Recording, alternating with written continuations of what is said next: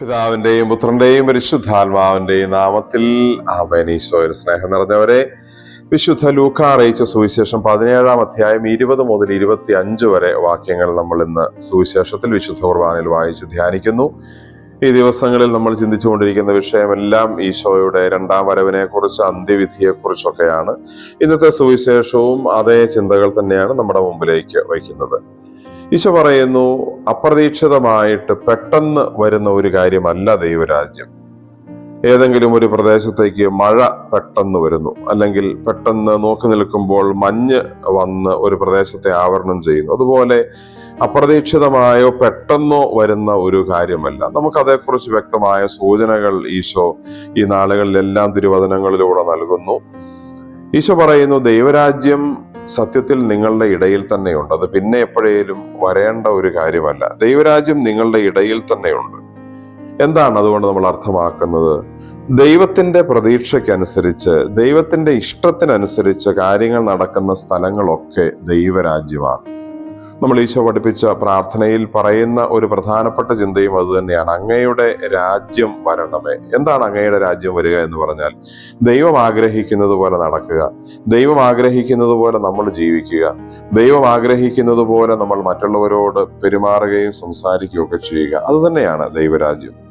പൗലോസ്ലീഹ ഒന്നുകൂടി വ്യക്തമായിട്ട് അതിനെക്കുറിച്ച് നമുക്ക് ഇങ്ങനെ പറഞ്ഞു തരുന്നു. റോമക്കാർക്ക് എഴുതിയ ലേഖനം 14-ാം അധ്യായം 17-ാം വാക്യം, ദൈവരാജ്യം എന്നാൽ ഭക്ഷണവും പാനീയവുമല്ല, മറിച്ച് അത് നീതിയും സമാധാനവും പരിശുദ്ധാത്മാവിലുള്ള സന്തോഷവുമാണ്. അത് ഭക്ഷണവും പാനീയം എന്നുള്ളത് ഒരു പക്ഷെ ലോകത്തിന്റെ ഒരു സന്തോഷത്തെ സൂചിപ്പിക്കുന്ന ഒരു കാര്യമാണ്.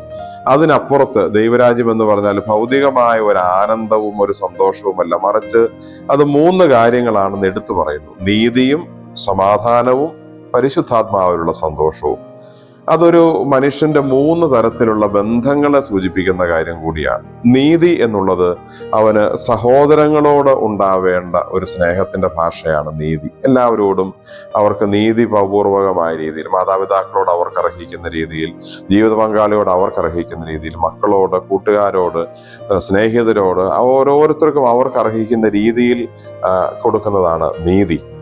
സമാധാനം എന്നുള്ളത് എൻ്റെ തന്നെ ഉള്ളിൽ ഉണ്ടാവേണ്ട ഒരു ശാന്തതയാണ്.